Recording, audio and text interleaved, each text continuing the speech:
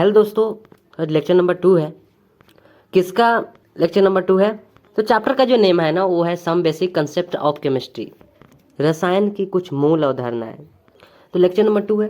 तो जैसा कि आपको पता है कि पिछले लेक्चर में लास्ट में ये वाला बताया गया था, ठीक है। यहाँ से बता देते हैं, ये जो मैटर था ना, जो द्रव्य था, इसको 2 पार्ट में डिवाइड किया गया था, ठीक है। एक फिजिकल स्टेट था, एक केमिकल स्टेट था।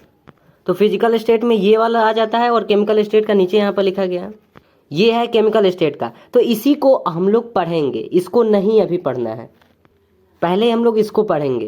पैसेंस रखिए, सब एक एक करके पढ़ा जाएगा। तो चलिए देखते हैं। यही वहाँ पर लिखा गया। क्या लिखा गया है यहाँ पर? द्रव्य की रासायनिक अवस्थाएं, केमिकल स्टेट्स ऑफ मैटर, जो अभी वहाँ पर बताया गया। तो इसकी 2 स्टेट्स होती है, जो कि पिछले लेक्चर में आपको बताया गया था। एक प्योर होता है, एक इम्प्योर होता है। याद है ना कि एक प्योर होता है, एक इम्प्योर होता है, ऐसा आपको बोला गया था कि देखना है। पता नहीं आप देखे हैं कि नहीं। एक प्योर होता है, एक इम्प्योर होता है। तो प्योर को 2 टाइप में डिवाइड किया गया, जिसमें पहला जो है ना 2 टाइप में डिवाइड किया गया। एक बार यहाँ पर देख लीजिए, ये है केमिकल स्टेट। इसके जो पहला वाला जो टाइप है वो प्योर है, सेकेंड वाला इम्प्योर है, या फिर इसको मिक्सचर भी बोलते हैं। तो ये जो प्योर है ना, इसको 2 टाइप में यहाँ पर डिवाइड किया गया। सबसे पहला एलिमेंट है और सेकेंड में है कंपाउंड। तो एलिमेंट को पहले देखेंगे, फिर उसके बाद कंपाउंड को देखेंगे, ठीक है। समझ गए ना? तो सबसे पहले एलिमेंट अभी देखेंगे। ये है एलिमेंट या फिर एटॉम्स। तो क्या लिखा गया है?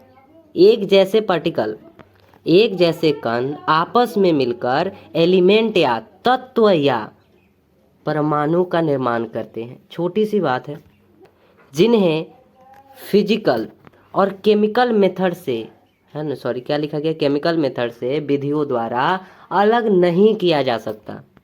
यहाँ पर क्या लिखा गया है कि एक जैसे कण, ठीक है, जो पार्टिकल्स हैं ना, वो एक जैसे कण आपस में मिलकर एलिमेंट्स या फिर एटॉम्स बनाते हैं, इसका निर्माण करते हैं, ठीक है। अभी बस थोड़ा सा देख रहे हैं, ज़्यादा इसमें चिंता नहीं करिए। अभी आने वाला चैप्टर है, इसमें अभी क्या ही बताएं। अभी सीधा सा तो इसमें बोल रहा है ना कि एक जैसे पार्टिकल्स होते हैं जो आपस में मिलते हैं तो एलिमेंट्स या फिर एटॉम्स बनाते हैं, हो गया। आगे बोला है कि जिन्हें फिजिकल एवं केमिकल 2 मेथड्स हैं, एक फिजिकल बोला है, एक केमिकल बोला है। तो न तो भौतिक विधियों द्वारा और न ही रासायनिक विधियों, इन दोनों विधियों द्वारा उन्हें अलग नहीं किया जा सकता। जो भी वो पार्टिकल्स है ना, ये जो कण बोला है ना, एक जैसे कण, तो जो ये पार्टिकल्स है ना, जो कण है, ये आपस में मिलकर एलिमेंट या फिर परमाणु का निर्माण करते हैं। तो इन्हें अलग नहीं किया जा सकता, निर्माण करते हैं। तो अब इसमें बहुत सारा क्वेश्चन आएगा कि कैसे नहीं किया जा सकता, पर अभी जो है ना, क्या बोलते हैं, धीरज रखिए, ठीक है। और आपको पता होना चाहिए कि ये वाला जो बात है ना, ये जो लिखा गया ना कि फिजिकल एंड केमिकल जो मेथड से बोल रहा है ना कि अलग नहीं किया जा सकता, ये बिल्कुल गलत है। जैसा कि आपको पता है कि कोई साइंटिस्ट आए, वो कुछ बताएं, फिर उसके बाद एक और साइंटिस्ट आए, उनके बात को गलत कर दिए, है ना। जो उनके बात को क्या किए, गलत प्रूफ जो है ना गलत कर दिए, मतलब उनके बात को जो है ना गलत कर दिए प्रूफ देकर। बस यही बात है, ठीक है। ये हर जगह लागू नहीं हो सकता। एनीवेज, इसको छोड़ते हैं, ठीक है। समझ गए ना बात को? आगे देखते हैं क्या लिखा गया है यहाँ पर। Total number of elements at present, अभी के टाइम में टोटल एलिमेंट्स कितने हैं? तो 118 है। देखिए, इसके लिए नहीं करिए चिंता। जो क्वेश्चन आ रहा है ना, वो सब पहले से हम रखे हुए हैं। किसी भी चीज को मानने नहीं ना है, तो पता है कि हाँ नहीं मानना है, ठीक है। फिलहाल अब यहाँ पर देखिए कि एलिमेंट्स टोटल कितने हैं। अभी प्रेजेंट में टोटल एलिमेंट्स कितने हैं? तो 118 है। अब ये जो 118 जो एलिमेंट्स हैं ना, इन्हें 2 पार्ट में डिवाइड किया गया। कुछ नेचुरल है और कुछ क्या है, सिंथेटिक है, जो खुद बनाया गया है, ठीक है, जो लैब में खुद बनाया गया है। नेचुरल रूप से कितने हैं टोटल? 92। 1 से लेकर 92 का जो एलिमेंट्स है ना, 1 से लेकर 92, टोटल 118 है। इसमें से 1 से लेकर 92 तक, मतलब टोटल कितना हुआ 92। तो नेचुरल रूप से टोटल 92 एलिमेंट्स हैं। वही बात करें कि सिंथेटिक जो बनाया गया है लैब में, प्रयोगशाला में, वो कितने एलिमेंट्स हैं? 26 एलिमेंट्स हैं, जो कि 92 तक यहाँ तक है, 1 से लेकर 92 तक नेचुरल है, और 92 के बाद 93 आता है ना, कि 93 से लेकर 118 तक टोटल 26 यहाँ पर हो गया एलिमेंट्स, जो कि खुद बनाया गया है। तो छोटी सी बात था, आई होप आप समझ गए होंगे।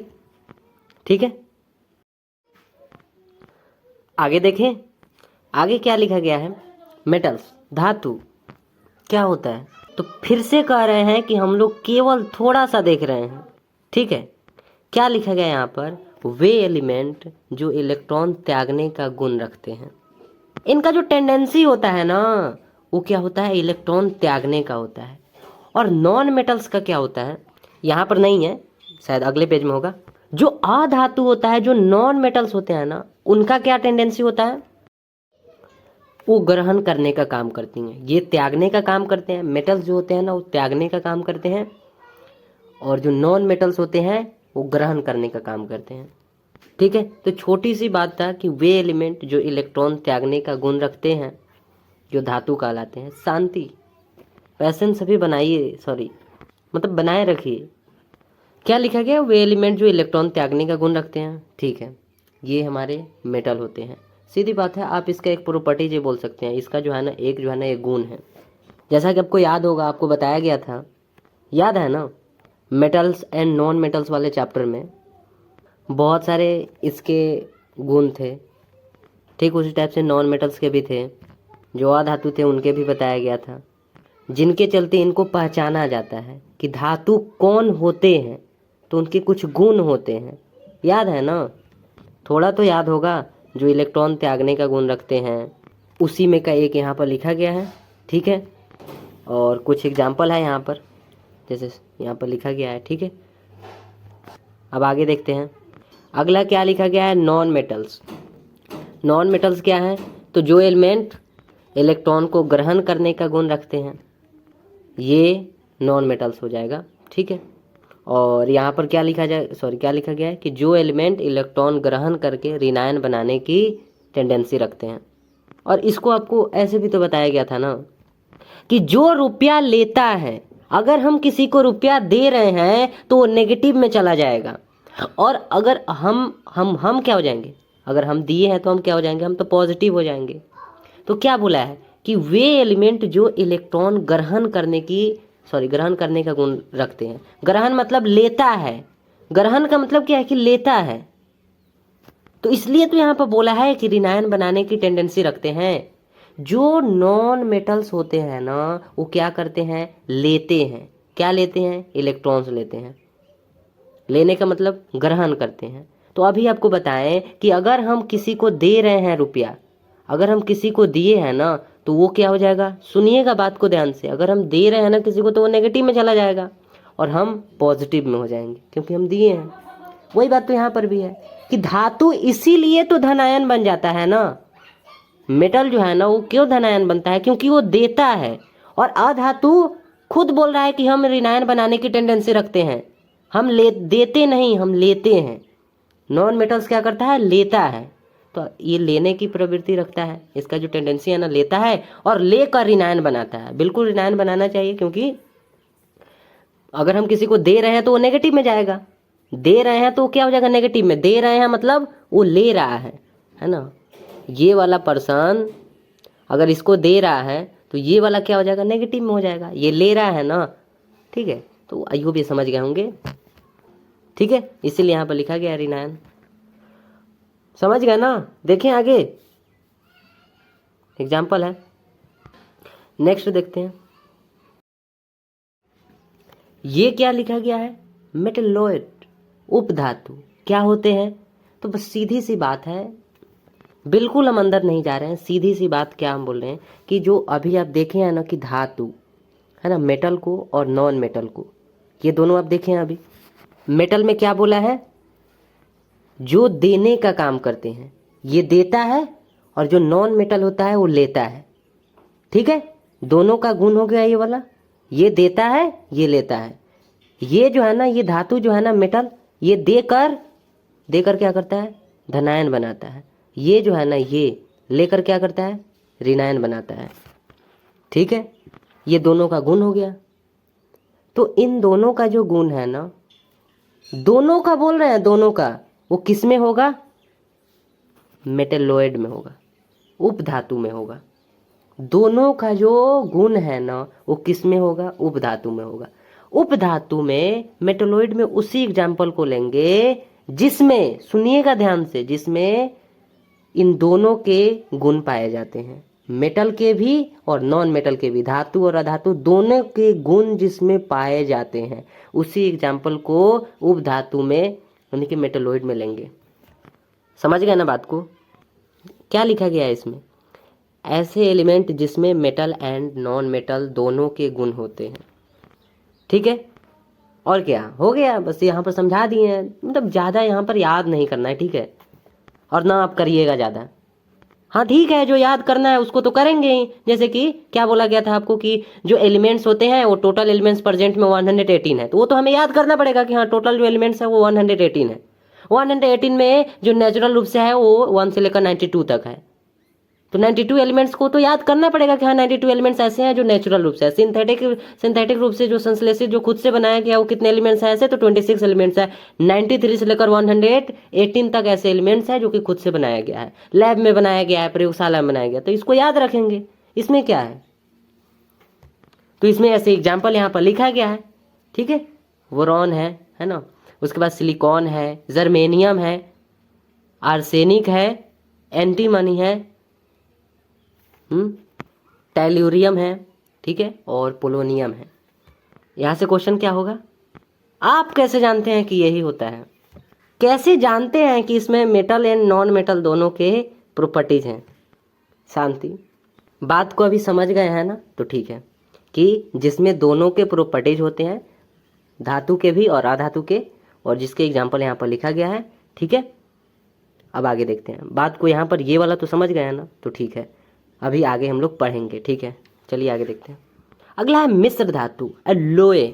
ये क्या होता है, तो बोला है कि 2 या 2 से अधिक मेटल्स को गलाकर, क्या बोला है यहाँ पर, मेल्टिंग करके, जो 2 या 2 से अधिक जो मेटल्स बोना है ना, उसको मेल्टिंग करके गलाकर बना समांगी मिश्रण ही मिश्र धातु कहलाता है, एलोयज कहलाता है।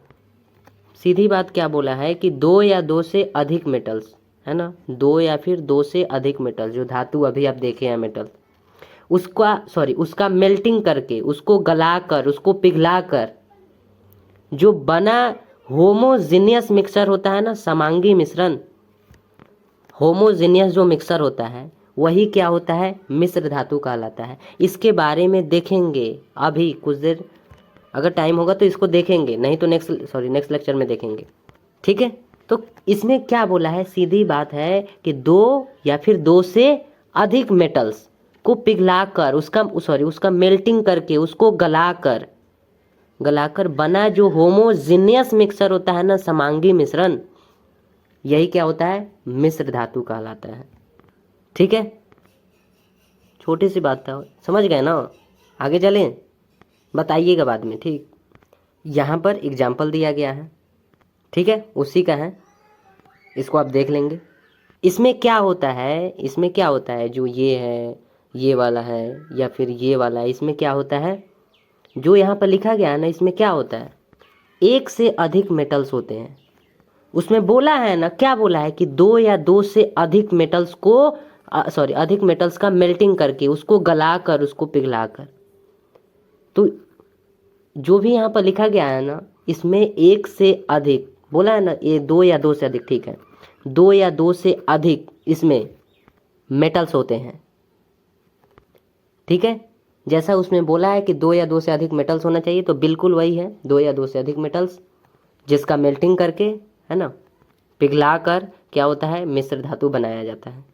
ठीक है, एग्जाम्पल है। आगे अब देखते हैं अगला क्या है। अगला है अमलगम। अमलगम क्या होता है, तो किसी मेटल का Hg यानी कि पारा, जिसे मरकरी बोलते हैं, के साथ बना होमोजेनियस मिक्सचर अमलगम कहलाता है। ठीक है, किसी मेटल का Hg पारा के साथ होमोजेनियस मिक्सचर अमलगम कहलाता है। ये 20 बार भी बोलेंगे ना तो समझ में नहीं आएगा। यहाँ पर भी देखिए, सॉरी यहाँ पर देखिए, फॉर एग्जाम्पल में बोले हैं कि Na सोडियम और Hg लिया गया, यही ना बोला है, खुद यही बोला है, ध्यान से सुनिएगा कि किसी मेटल का, धातु का बोला है, किसी मेटल का Hg के साथ बना होमोजेनियस मिक्सचर। तो इसको तो देखेंगे, पर ऊपर क्या बोल रहा है इस पर आप ध्यान दीजिए कि धातु, ये जो धातु बोला है ना मेटल, ये जो है ना Hg के साथ बोल रहा है, Hg के साथ। ठीक है, Hg का मतलब है मरकरी या पारा, इसके साथ होमोजेनियस मिक्सचर ही अमलगम कहलाता है। बस सीधी सी बात है, अमलगम क्या है, तो जो धातु है ना उसका Hg के साथ बना होमोजेनियस मिक्सचर ही अमलगम कहलाता है, समांगी मिश्रण ही अमलगम कहलाता है। यहाँ पर सीधी बात है कि सोडियम क्या है, एक धातु है ना, सोडियम एक धातु है, और यहाँ पर Hg लिखें तो इसको सोडियम बोलेंगे तो यहाँ पर सोडियम लिखा गया, और Hg यहाँ पर लिखें।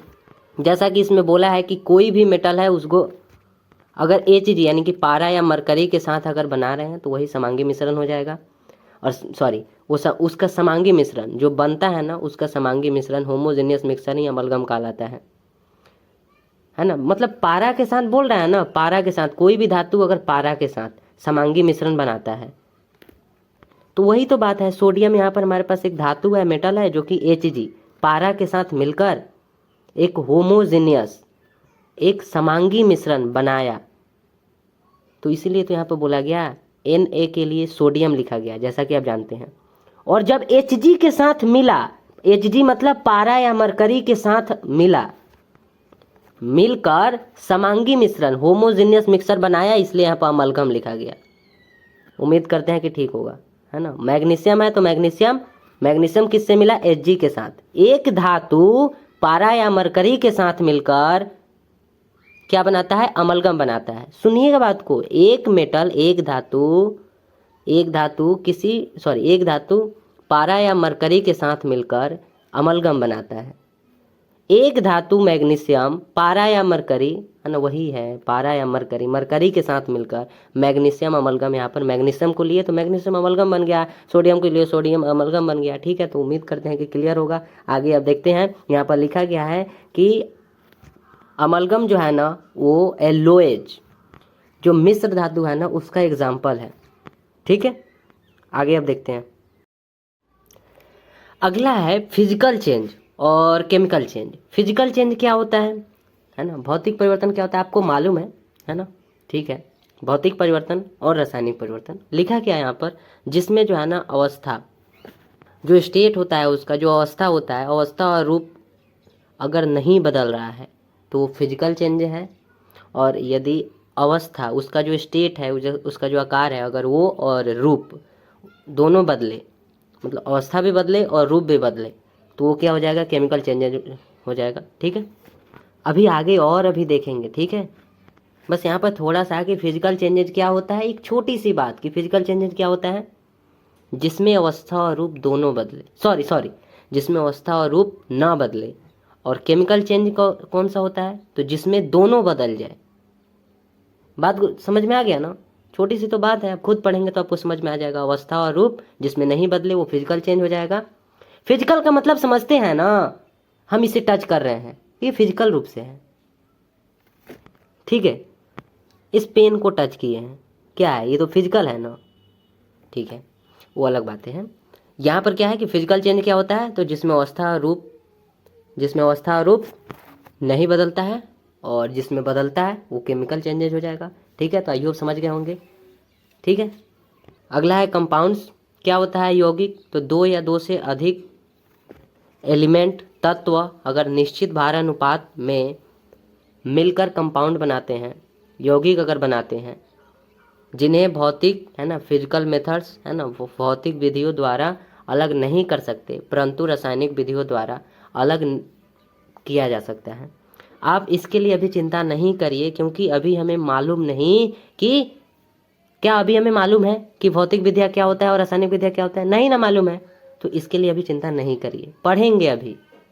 ठीक है, अभी यहाँ तक का चिंता करते हैं, यहाँ तक का, आगे की बात अभी नहीं, बस लिखा गया है यहाँ तक का। आप देखिए बस इसमें एक लाइन में तो आप अगर याद रखना चाहते हैं तो एक लाइन में ये भी हो जाएगा कि हाँ फिजिकल जो मेथड्स है, जो भौतिक विधियों द्वारा क्या है इसको अलग नहीं कर सकते, परंतु जो केमिकल जो मेथड्स है उसके द्वारा अलग इसको किया जा सकता है। इसको छोड़िए, ऊपर वाला देखते हैं, हमें यहाँ पर समझना है दो या दो से अधिक जो एलिमेंट हैं अगर वो निश्चित भार अनुपात में मिलकर एक यौगिक बनाते हैं, और इसको अब हम लोग समझते हैं। ठीक है, ठीक है, जैसे CO2 होता है ना, CO2, ये जो CO2 है, तो क्या बोला है इसमें, दो या दो से अधिक एलिमेंट एक निश्चित भारानुपात में मिलकर यौगिक बनाते हैं। ये जो है ना एक कंपाउंड है, यौगिक बन गया। ठीक है, दो C और O, दो नहीं हो गया, एक कार्बन है एक ऑक्सीजन है, तो दो नहीं हो गया, दो या दो से अधिक एलिमेंट। C एक एलिमेंट है कि नहीं, तो C एक जो कार्बन है वो एक तत्व एलिमेंट है या नहीं है, तो ऑक्सीजन वो क्या है, ऑक्सीजन है, ऑक्सीजन एक एलिमेंट है या नहीं, वो भी है। तो दो या दो से अधिक बोला है ना, दो या दो से अधिक अगर मिल रहा है तो क्या हो जाएगा, वो एक कंपाउंड्स बनाएगा। ठीक है, तो यू भी कंपाउंड समझ में आया होगा। अब इसमें आगे समझते हैं, यहाँ पर क्या लिखा गया एग्जाम्पल में, H2 जो कि वाटर, जल जानते हैं आप। तो अगर हम इसमें पूछेंगे बताइए H2O में H और O का रेशियो क्या है, इसका मतलब क्या हुआ कि H की संख्या कितनी है।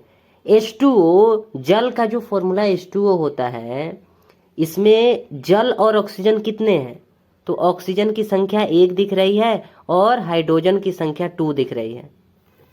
क्या आप इस बात को नहीं समझ पाए, H कितना दिख रहा है 2 और ऑक्सीजन कितना दिख रहा है, एक ही ना दिख रहा है, कुछ भी नहीं लगा है, मतलब एक ही ना है। H के नीचे कितना है 2, मतलब 2 हाइड्रोजन है, और ऑक्सीजन के नीचे कुछ भी है नहीं है, मतलब 1 है। तो इसका मतलब है कि इसका जो रेशियो आया, जो अनुपात आया, वो 2:1 आया। क्या आप इस बात को समझ पाए, बताइए। तो ये इसको देखिए, CO2 लिखा गया है, कार्बन डाइऑक्साइड। तो कार्बन की संख्या कितनी है 1, ऑक्सीजन की संख्या कितनी है 2, नहीं समझ पा रहे हैं, कार्बन की संख्या 1 है और ऑक्सीजन की संख्या 2, यानी कि यहाँ पर 1:2 है ना। बताइए, तो नहीं समझ में आया। ऑक्सीजन यहाँ पर 2 दिख रहा है और कार्बन 1 दिख रहा है, यानी कि 1:2 हो जाएगा। ठीक है, तो ये क्या हो जाएगा, इनकी संख्या का, है ना, कितने हाइड्रोजन है कितने ऑक्सीजन है, इसका रेशियो ये हो जाएगा। पर ऐसे नहीं जाना जाता है, यहाँ पर भार का रेशियो जाना जाता है। ठीक है, यहाँ पर देखेंगे, समझिएगा बात को, क्या बोले हैं कि संख्या, ये जो हाइड्रोजन और ऑक्सीजन का संख्या का ये सब अनुपात है, तो इसके अनुसार नहीं जाना जाता है। ये आप समझ गए बात को तो ठीक है, और कैसे नहीं समझोगे, नहीं समझ में आया होगा तो बताइएगा। ठीक है, ये वाला जरूरी था समझना। ठीक है, अब यहाँ पर समझते हैं, जानते किस चीज़ के चलते जानते हैं, तो अगर यहाँ पर देखेंगे तो इसमें क्या है, हाइड्रोजन है और ऑक्सीजन है। हम क्या बोले हैं कि इसके भार का जो रेशियो होता है ना, उसके अनुसार जाना जाता है। ठीक है, तो अगर जल का अनुपात पूछेगा, जल का अगर रेशियो पूछेगा, है ना, जो H2O है ना, अगर इसका रेशियो पूछेगा तो ये वाला होगा, इसको समझते हैं। पर अगर अनुपात होगा तब तो ये वाला, सॉरी, जो इसमें संख्या वाला है कि हाइड्रोजन कितने हैं 2, ऑक्सीजन कितने हैं 1, यानी कि 2:1। ठीक है, इसमें हाइड्रोजन की संख्या और ऑक्सीजन की संख्या का यहाँ पर रेशियो बताया गया। ठीक है, संख्या का यहाँ पर बताया गया है कि कितने हैं, पर हम कह रहे हैं कि इनके भार का आप रेशियो बताइए, इनका जो मास होता है ना उसका रेशियो बताइए। तो कैसे निकालेंगे, बताइए। जो हाइड्रोजन होता है उसका एटॉमिक मास कितना होता है, हाइड्रोजन का परमाणु भार कितना होता है, एटॉमिक मास कितना होता है, एक ही होता है, जानते हैं ना, याद है ना, हाँ 1। कि इनकी, सॉरी, हाइड्रोजन की संख्या कितनी है 2, यानी कि मल्टीप्लाई 2 करना पड़ेगा। सीधी तो बात है कि यहाँ पर, ठीक है, हमें पता है कि एक हाइड्रोजन का जो भार होता है, जो मास होता है, वो 1 यहाँ पर लिखा गया है, पर यहाँ पर तो 2 हाइड्रोजन दिख रहा है, यानी कि हमें 2 से मल्टीप्लाई करना पड़ेगा। रेशियो है ना, अनुपात लगाना पड़ेगा ना, क्योंकि अनुपात में ही हमें बताना है, भार अनुपात होता है ना, अभी तो पिछले पेज में देखे होंगे। यहाँ पर ऑक्सीजन का कितना होता है 16, 8 नंबर पर ऑक्सीजन आता है ना, एटॉमिक नंबर में 8 नंबर पर आता है, 8 नंबर पर ऑक्सीजन आता है। इसका जो एटॉमिक मास होता है, जो एटॉमिक भार होता है, वो 16 होता है, तो यहाँ पर 16 लिखा गया है। अगर इसकी भी संख्या 2 रहता है तो मल्टीप्लाई 2 करते, अगर इसकी संख्या, ऑक्सीजन की संख्या 3 रहता है तो मल्टीप्लाई 3 करते। ये सब तो आप जानते हैं, इसमें क्या है। और 1 में 2 से मल्टीप्लाई करेंगे 2, और अनुपात है यहाँ पर 16 है। डिवाइड करेंगे तो कितना मिल जाएगा, 2 से 8 बार में डिवाइड हो जाएगा, यानी कि 1:8 हो जाएगा। बात को समझ गए ना, समझ गए ना। H2O में, जल में हाइड्रोजन और ऑक्सीजन का भार अनुपात क्या है, भार का रेशियो क्या है, समझ रहे ना। इसका जो मास होगा ना उसका रेशियो हम पूछ रहे हैं, समझ रहे ना बात को। इसका जो भार होता है ना उसका रेशियो। तो हाइड्रोजन का भार कितना होता है, मास कितना होता है, एटॉमिक मास अभी तो आपसे पूछे हैं तो बोले हैं ना 1, ठीक है। यहाँ पर हाइड्रोजन 2, तो यानी कि मल्टीप्लाई 2 कर देंगे। हाइड्रोजन की संख्या 2 है तो 1 में 2 से मल्टीप्लाई कर दिए। बाकी ऑक्सीजन एक ही है, तो ऑक्सीजन का केवल हम बोले हैं कि बताइए ऑक्सीजन का कितना होता है एटॉमिक मास, भार कितना होता है, 16 होता है, तो 16। अब 1 में 2 से किए तो 2, बाकी तो इसके आगे डिवाइड करना मल्टीप्लाई करके। इसको फिर से समझ लेते हैं। यहाँ पर कार्बन डाइऑक्साइड लिखा गया है, तो इसकी ये जो है ना कार्बन डाइऑक्साइड, इसमें कार्बन 1 है और ऑक्सीजन 2 है, तो इसका रेशियो तो यहाँ पर बताया है, पर ये बात अलग है, ठीक है। अब यहाँ पर हम लोग समझ रहे हैं भार का रेशियो, ठीक है। इसका जो, अब देखिए यहाँ पर कार्बन का मास कितना होता है, कार्बन का एटॉमिक मास कितना होता है, 12 होता है ना। कार्बन का जो संख्या होता है, एटॉमिक नंबर होता है, वो 6 होता है। परमाणु क्रमांक कितना होता है कार्बन का, 6 होता है ना, ठीक है। पर उसका हमें यहाँ पर एटॉमिक मास चाहिए, परमाणु क्रमांक नहीं, एटॉमिक मास चाहिए। कितना होता है, 12 होता है, तो 12 लगा दिए। अनुपात यहाँ पर देखिए O2, ऑक्सीजन की संख्या यहाँ पर 2 है, सुनिएगा बात को, ऑक्सीजन की संख्या 2 है और ऑक्सीजन का एटॉमिक मास कितना होगा, 16, यानी कि 16 पर मल्टीप्लाई कितना से करेंगे, जितना ऑक्सीजन रहेगा 2, 16 2 जाएगा 32, बाकी यहाँ से डिवाइड करेंगे, 4 से डिवाइड करेंगे, यहाँ पर 3:8 आ जाएगा, ठीक है। आई होप समझ गए होंगे। एक ये वाला है, ठीक है, जिसके लिए यहाँ पर लिखा गया है नाइट्रोजन और यहाँ पर हाइड्रोजन है। नाइट्रोजन की संख्या 1 है और हाइड्रोजन की संख्या 3 है, ठीक है। तो नाइट्रोजन यहाँ पर नाइट्रोजन का जो एटॉमिक नंबर होता है वो 7 होता है, और नाइट्रोजन का अगर एटॉमिक अगर मास बोले तो कितना होता है, 14 होता है, 7 2 14 होता है, तो यहाँ पर 14 लिख दिए। ये आपको मालूम है ना, हाँ ठीक है। प्लस हाइड्रोजन 1 होता है ना, इसका एटॉमिक जो मास होता है वो 1 होता है। आपको बोले थे ना जितना रहेगा उतना से मल्टीप्लाई करेंगे, तो 3 से मल्टीप्लाई कर दिए, तो 14 यहाँ पर लिखा गया। और ये वाला ऐसा नहीं होगा, हमें ऐड नहीं करना है, रेशियो बताना है। 1 में 3 से किए तो 3 हो गया यही, ठीक है। तो आई होप क्लियर होगा। Thank you.